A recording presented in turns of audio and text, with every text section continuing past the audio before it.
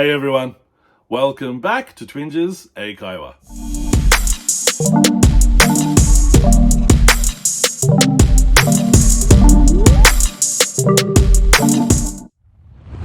皆さんこんにちは、Twinges 英会話です。Welcome back。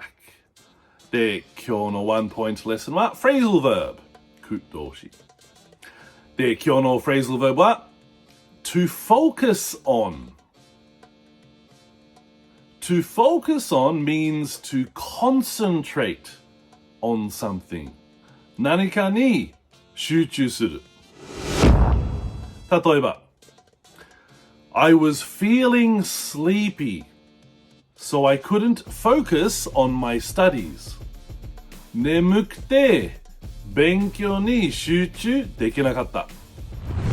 で、もう一つ。We need to focus on the current problem. 現在の問題に集中する必要がある。で、最後もう一つ。He tends to focus on himself. 彼は自分自身に集中する傾向がある。で、じゃあ皆さんもう一回。To focus on. to focus on something. 何かで集中する。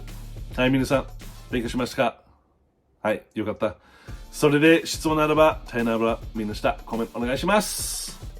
で、皆さん、いつも見る本当にありがとう。Thank you for watching and see you in the next one. Bye bye.